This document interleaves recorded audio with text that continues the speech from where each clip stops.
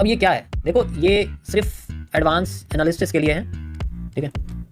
Level plus after effects is equal to 90% accuracy. मेरी तो 99 ही चल रही है, लाइव में करके दिखा रहा हूँ। मेरी एक बारी लाइव टेस्ट कर लो, सबकी मौज हो जाएगी। बात तो बहुत अच्छी करते हो, लेकिन मुझे पसंद नहीं आती है ये। इसी तरीके से आपकी जो है मैपिंग काम करती है, इसे हम लोग रिपीटेशन और स्ट्रक्चर की मैपिंग कहते हैं, ठीक है। ऐसे ही मैपिंग काम करती है, वो चीज़ें करती रहती है, हम लोग इंटरनली उसको बेसिकली करते रहते हैं। एक प्रोफेशनल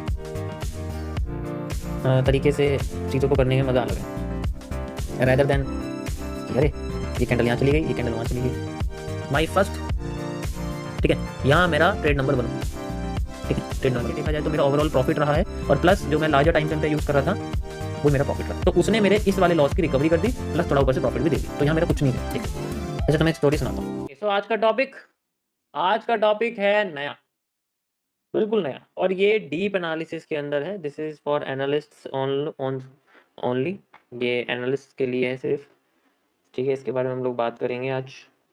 आज आप लोगों का है बिल्कुल नया टॉपिक, एकदम न्यू, और इसे मैं ब्लैक स्क्रीन पे बताऊंगा, वाइट पर नहीं। क्या बात है, बड़े दिनों बाद black screen and new topic.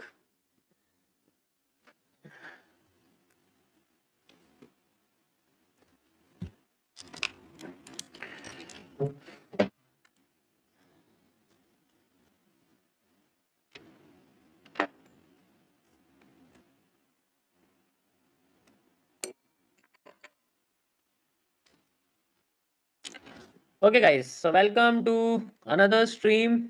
अब यहाँ मैं आज आपको एक्सप्लेन करूँगा बेसिकली एक नया टॉपिक जो मैंने एमएमसी में रखा हुआ है, एमएमसी फेज 22B। यहाँ बी का मतलब मैं आपको आगे बताऊंगा, अभी नहीं, ठीक है।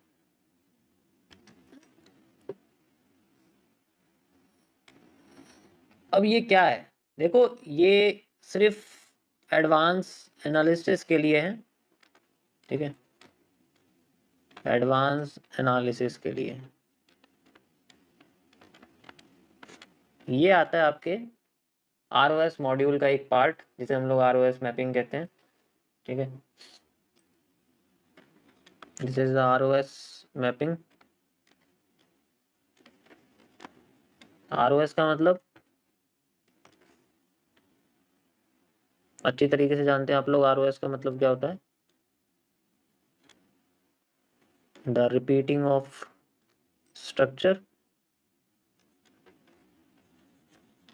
ओके।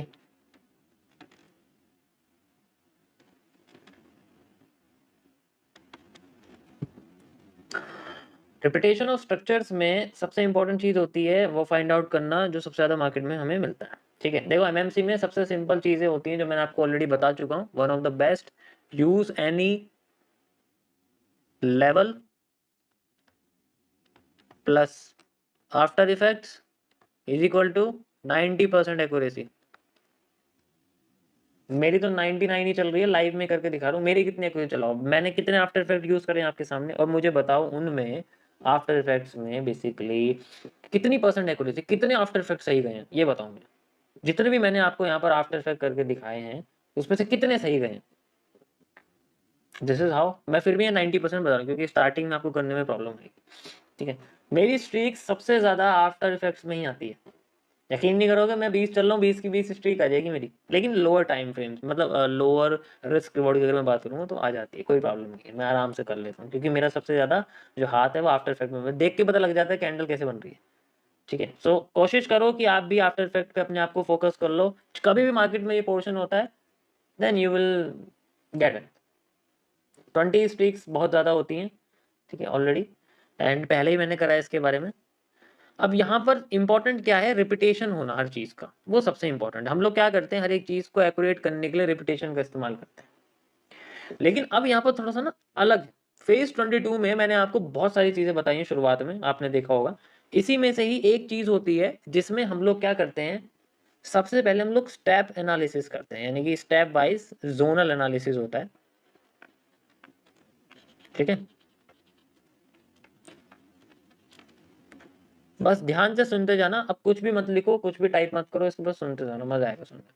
ठीक है, उनके लिए ये जो एडवांस सीखना चाहते हैं। इसके अंदर जो स्टेप बाय स्टेप होता है, जो स्टेप 1 हम लोग करते हैं, इसमें हम लोग पहले लार्जर टाइम फ्रेम देखते हैं। कोई प्रॉब्लम नहीं है, हमारी नजर में लार्जर टाइम फ्रेम होता है 30 मिनट्स या फिर 2 आवर। ठीक है, डेडली कॉम्बिनेशन है ये। 2 आवर का टाइम फ्रेम सबसे बेस्ट होता है। किसी भी करेंसी पेयर में देख लो आप, चाहे यूरो यूएसडी में देख लो, चाहे गोल्ड में देख लो, चाहे बिटकॉइन में देख लो, किसी में भी देख लो, 2 आवर का टाइम फ्रेम सबसे बेस्ट होता है। ठीक है, अब जैसे कि हमने इसमें लेवल्स वगैरह आइडेंटिफाई कर लिए, एंड इसके अंदर हमें repetition of structure find out करना है, यानी कि घुमा फिरा के क्यूएफएल को देखना है।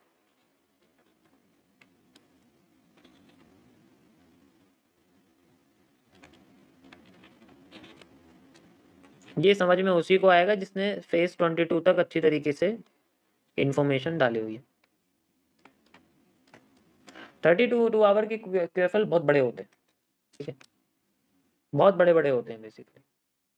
तो अगर जस्ट इमेजिन मेरे पास एक स्ट्रक्चर बनता है, ठीक है, इस तरीके से एक स्ट्रक्चर बनता है यहाँ पर, and this is the 30 minutes time frame. Market में मैं यहां से एक क्यूएफएल क्रिएट करता हूं, एंड यहां तक मार्केट में एक सप्लाई बेसिकली बना देता हूं।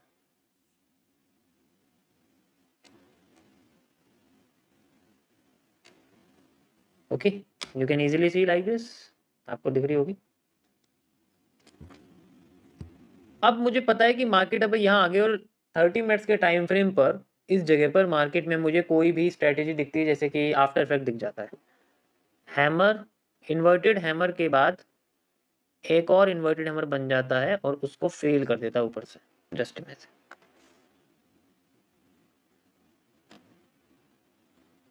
गॉट इट, कोई प्रॉब्लम नहीं है। So this is the after effect. ऊपर टॉप पे 30 मिनट्स के टाइम फ्रेम पे मुझे मिल गया आफ्टर इफेक्ट। कैंडल का साइज अच्छा खासा है।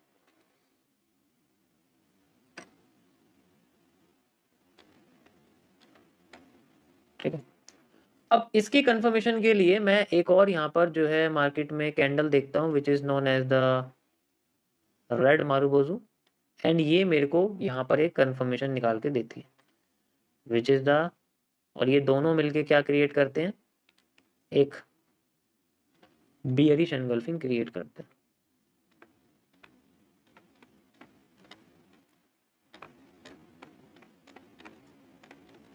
यहाँ पर नेगेटिव एनगल्फिंग भी हो सकती है, रेड कलर की कैंडल भी हो सकती है। अब मैं जाता हूँ छोटे टाइम फ्रेम पर, अब मैं जाता हूँ छोटे टाइम फ्रेम, छोटे टाइम फ्रेम पर जाता हूँ तो यहाँ से मुझे बड़े टाइम फ्रेम पे एक बड़ी कंफर्मेशन मिलती है। ये क्रिएट करती है मेरी एक्यूरेट यहाँ तक की सप्लाई को लाने का एरिया, क्योंकि एक बार अगर मार्केट में हमने रिवर्सल एरिया बना दिया तो रिवर्सल एरिया पे मार्केट रिवर्स करे या ना करे, लेकिन वहां तक जाती जरूर है। अब इंटरनली सॉल्व करने का जो तरीका है वो, अब पहला यहाँ पर मेरा एग्जीक्यूशन होगा। अब मैं यहाँ ट्रेडिंग की बात करूँ, सबसे पहले मेरा एग्जीक्यूशन होगा इस जगह पर, माई फर्स्ट। ठीक है, यहाँ मेरा ट्रेड नंबर 1 होगी। ठीक है, ट्रेड नंबर 1 जिसमें मेरा लॉट कंजर्वेटिव रहेगा, एंड अच्छा खासा इसके अंदर मुझे लगेगा। ये हो गई मेरी एक तरह से स्विंग, जो मेरे को 1 दिन या 2 दिन में जाके मेरे को रिजल्ट निकाल के देगी। ठीक है, तो इसका जो टाइम है कि मार्केट इस तरीके से नीचे आएगी यहाँ पर ऐसे करके, ठीक है, इस तरीके से नीचे आएगी, तो वो आने में करीब आप कह सकते हो यहाँ से लेके यहाँ तक 2 दिन में भी लग सकते हैं। तो ये स्विंग्स में रहेगी, तो ये मेरी पोजीशंस अंडर में चलती रहेगी। It can cover my losses if I try to take position in the lower time frame. इसी डायरेक्शन में अगर मैं लोअर टाइम फ्रेम में कुछ पोजीशन लेता हूँ और अगर मेरी उसमें कुछ स्टॉप लॉस हिट हो जाते हैं, कुछ मैं ट्रैप हो जाता हूँ, ट्रैप करके फिर मार्केट रिवर्स में आती है, उस केस में ये ट्रेड्स मेरे पॉजिटिव के लिए काम करेगी। अब आते हैं हम लोग छोटे टाइम फ्रेम पे, यानी कि मैं आ गया यहाँ पर 1 मिनट में या फिर 3 मिनट्स में। These are best time frame for execution, सबको पता है। ठीक है, जो एसएमसी यूज कर रहे हैं उनको ही पता है। देखो इसमें भी आप, इसमें कोई जरूरी नहीं है कि एसएमसी भी यूज नहीं कर रहे, यू कैन यूज ऑलरेडी। सबको पता है 1-3 मिनट में एग्जीक्यूशन होता है, क्योंकि इससे हमारे स्टॉप लॉसेज है वो बहुत छोटे आते हैं, and we can do a lot of larger risk rewards इसमें बेसिकली निकलते हैं। अब वही रिवर्सल एरिया है, लेकिन मार्केट में जो स्ट्रक्चर है वो बेसिकली बहुत बड़ा हमें नजर आएगा। ठीक है, स्ट्रक्चर जो हमें बहुत बड़ा नजर आएगा, वो करीब इतना कह सकते हो।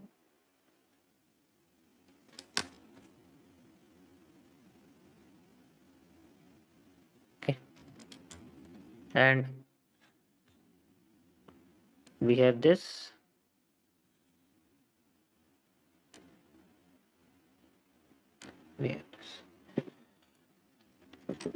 यहाँ पर मार्केट में हमें अब मूव दिखता है, पहले ऐसे सप्लाई दिखती है, फिर मार्केट में एक सीसीपी बनता है, सीसीपी का फेक आउट होता है और हम लोग एफएमएफआर यूज करते हैं।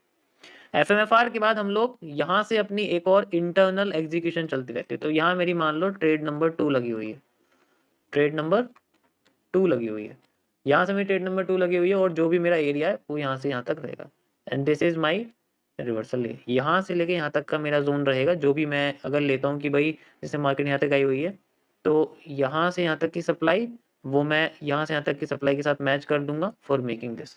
मार्केट यहाँ से सीधे नीचे आ जाती है, मान लीजिए आ जाती है, मैं इसको थोड़ा सा ऐसे कर देता हूँ ताकि आपको और सिंपल। तो मार्केट यहाँ से मान लो ऐसे नीचे आ जाती है। इसी तरीके से वो फिर से एक नए फिर से नए पैटर्न्स बनाती है, जैसे कि एक पीनेट बना देती है हमारे सामने, ठीक है, इस तरीके से, एंड देन फिर वो डायरेक्ट नीचे आने लग जाती है, फिर रिवर्स करती है, फिर दोबारा से पैटर्न बनाती है इस तरीके से, फिर एक फेक आउट देके फिर नीचे आने लग जाती है, एंड देन ऐसे करके नीचे आ जाती है। इसमें कई जगह पर हमारे पास आप कह सकते हो कि पोजिशन के लॉसेज भी हो सकते हैं, चीज़ें भी हो सकती हैं। एंड देन यहाँ पर आप देखोगे जैसे ये पीनेट बना हुआ है हमारे सामने, ठीक है, ये पीनेट का फर्स्ट मूव है, यहाँ पर हम लोग एफएमएफआर यूज कर सकते हैं। देखो जिसको अच्छी तरीके से फेज 2 तक आता है, फेज 22 तक आता है ना, ठीक है, फेज 22 तक आता है, आराम से कर लोगे। एक पोजीशन ऑलरेडी ऊपर से चल रही है, क्योंकि हमारे एनालिसिस डायरेक्शनल एनालिसिस बिल्कुल ठीक है, उसके इंटरनल में हम लोग कर रहे हैं, जिसे हम लोग बेसिकली इंटरनल या फिर डे ट्रेडिंग कह सकते हो, वो चीज़ें होती हैं उसके अंदर चल रही है। एंड द लास्ट जहाँ तक मार्केट आती है मैं सपोर्ट। अब इसमें अगर जैसे मान लीजिए मैंने इसमें टोटल ट्रेड नंबर जो है 3 यहाँ लगी हुई है मेरी, ठीक है, और यहाँ पर मेरी ट्रेड नंबर 4 है एग्जाम्पल के लिए, ठीक है। तो इसमें जो मेरा बेसिकली प्रॉफिट है, इसमें मेरा प्रॉफिट रहा है, इसमें मेरा प्रॉफिट रहा है, ठीक है, और इसमें मेरा लॉस रहा है। तो दोनों को मिला के ओवरऑल जो है मेरा, दोनों मतलब तीनों को मिला के देखा जाए तो मेरा ओवरऑल प्रॉफिट रहा है, और प्लस जो मैं लार्जर टाइम फ्रेम पे यूज कर रहा था वही मेरा प्रॉफिट रहा है। तो उसने मेरे इस वाले लॉस की रिकवरी कर दी, प्लस थोड़ा ऊपर से प्रॉफिट भी दे दिया। तो यहाँ मेरा कुछ नहीं गया, देखा जाए। समझ आया? इसे हम लोग इंटरनल मैपिंग कहते हैं, जो हर कोई यूज करता है, हर कोई यूज करता है इसको, ठीक है। Got it? समझ आया सभी को? कोई प्रॉब्लम? ये तभी समझ में आएगा if you have a well understanding of QFL, ठीक है। जैसे मेरे JPY का अकाउंट आपने देखा होगा, आपने मेरी पुरानी वीडियोस में किसी में भी देखा होगा कि मैं कभी कभी JPY का अकाउंट यूज करता हूँ। वो यही होता है, एक तरह से वो यही सिस्टम है, इसी सिस्टम का यूज करता हूँ। अब उसमें 30 मिनट्स नहीं होता। जैसे मैं मल्टीपल, आपने देखा होगा अलग अलग करेंसीज के अकाउंट्स को यूज करता हूँ, देखा होगा आपने पुरानी मेरी वीडियोस में। तो जैसे मेरा जो MT5 का या किसी का भी अकाउंट है, या XNS का अकाउंट है, किसी भी ब्रोकर का अकाउंट है मेरे पास, तो मैं उसको कभी कभी JPY करेंसी में यूज करता हूँ। इसका मतलब जैपनीज येन होता है, ठीक है। इसका मतलब हो गया हमारे पास जैपनीज येन। ये मैं इसलिए करता हूँ क्योंकि एक तो ये इसको कन्वर्जन रेट इसका सस्ता होता है। तीसरा ये होता है कि, अरे ये क्या हो गया,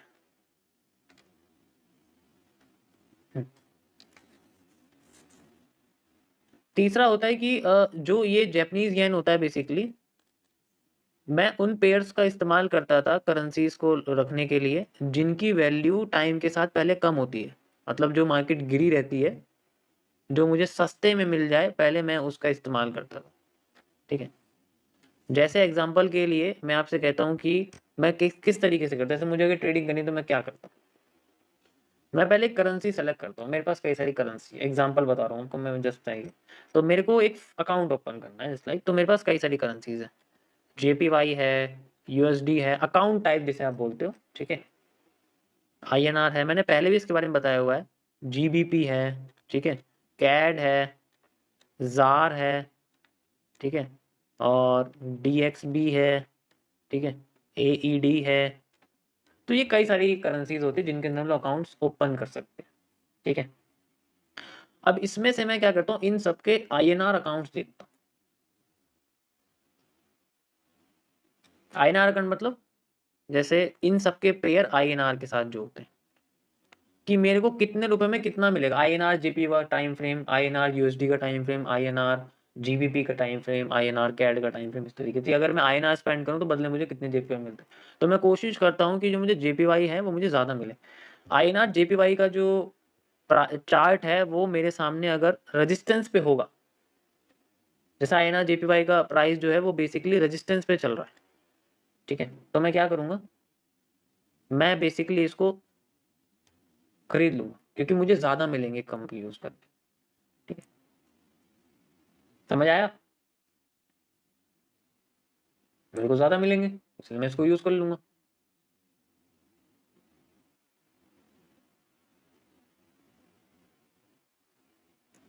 इसको होल्ड, इसके अंदर मैं इंटरनल जैसे नॉर्मल डे ट्रेडिंग वगैरह कर रहा हूँ 6 महीने 7-8 महीने के, वही 30 मिनट्स है तो उसे आप 1 मंथ का टाइम फ्रेम ही आप समझ सकते हो, वो मैं यूज़ कर रहा हूँ। 1 मंथ के टाइम फ्रेम का भी एनालिसिस मेरा चल रहा है, उससे भी ग्रो कर रही है करेंसी। वो तब होएगा अगर मैं विड्रॉ करूंगा ना, तो 10% अगर करेंसी ने ग्रो करा तो ऑलरेडी मेरे पे 10% ग्रो हो चुका है मेरा। रखा रखा बैलेंस भी ग्रो हो गया, एक तरह से एफडी थी मेरी, एफडी बन गई, वो रखे रखे ग्रो हो गई। समझ आया, पहले भी इसके सामने मैंने बताया। जो फॉरेक्स के बारे में जानते हैं तो उनको पता होगा इसके कि मैं क्या कहना चाहता हूँ यहाँ पर बेसिक। किस टाइप का हम लोग अकाउंट ओपन कर रहे हैं वो भी मैटर करता है, और ये मैं इसलिए कह रहा हूँ क्योंकि देखो $100-200 या 1000-2000 50-60 हज़ार डॉलर के अकाउंट पे इतना फर्क नहीं पड़ता। ये तभी फर्क पड़ेगा अगर आपके पास थोड़ा बड़ा अमाउंट होता है ना, तब फर्क पड़ता है। मैं इसलिए ये सब चीजें नोटिस करता हूँ क्योंकि we have some a little amount in it sometimes, तो इसलिए हमें ये सब चीजें देखनी पड़ती है, ठीक है। क्योंकि अगर हमें पता है 0.1% भी बढ़ गया तो किसी के साल की इनकम हो जाएगी ऐसे उसमें, तो इसलिए वो बेसिकली बड़े टाइम फ्रेम पे बहुत सारी चीज, बड़े बैलेंस में बहुत सारी चीज सोचनी पड़ती है। ऐसे हम कुछ भी नहीं कर सकते फिलहाल के लिए। Got it. सो ये इसी तरीके से आपकी जो है मैपिंग काम करती है, इसे हम लोग रिपीटेशन और स्ट्रक्चर की मैपिंग कहते हैं, ठीक है। ऐसे ही मैपिंग काम करती है, वो चीज़ें करती रहती है, हम लोग इंटरनली उसको बेसिकली करते रहते हैं, ठीक है। Got it.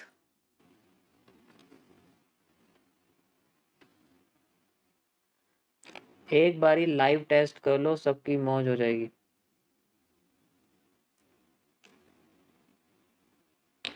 बात तो बहुत अच्छी करते हो लेकिन मुझे पसंद नहीं आती है। आज मैच है क्या, कोई मैच है ना आज, मुझे लग रहा है मार्केट में वॉल्यूम नहीं है। मैच है कोई, कोई बड़ा और टीम का कोई मैच है। यहाँ तो वॉल्यूम ही खत्म हो गया मार्केट में, लोग भी नहीं है ये। हाँ तभी तो, कोई बात नहीं गाइस।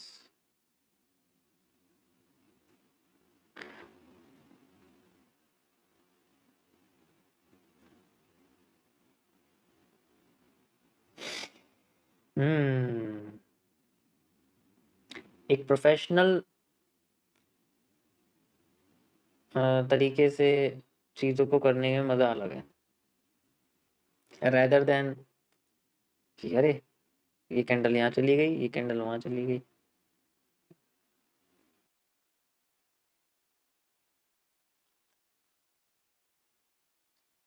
अच्छा तुम्हें एक स्टोरी सुनाता हूँ।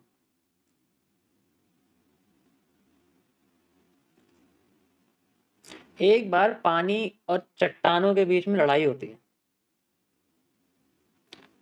चट्टाने कहती है कि मैं कभी हिल नहीं सकती,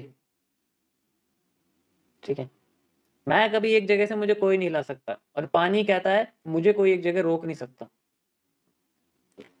फिर उनके बीच में लड़ाई चलती रही। तूफान आने लगे, पानी चट्टानों को घिसने लगा, ठीक है, चट्टानें जो होती है ना वो घिसने लगी, वो छोटी छोटी होने लगी, वो हिलती नहीं थी, वो टुकड़ों में होती जा रही थी। तो पानी उन्हें एक तरह से छीलने लग गया। तो बहुत लंबे समय की ये बेसिकली आपकी जो है बात होती।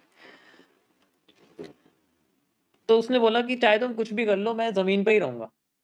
चट्टाने कहने लगी कि मैं जमीन पे ही रहूंगी, तुम चाहे मुझे कितना ही छोटा कर लो, मैं जमीन पे ही रहूंगी। पानी को ये कहता था कि तुम आज तो जमीन पे हो, लेकिन आने वाले समय में जमीन पे नहीं रह पाओगे, तुम्हें मैं पाताल में भेज के रहूंगी। पानी कहने लगी कि मैं तुम्हें पाताल में भेज के रहूंगा। अब चट्टान को ये नहीं पता था कि वो धीरे धीरे करके उसे कोई छील रहा है।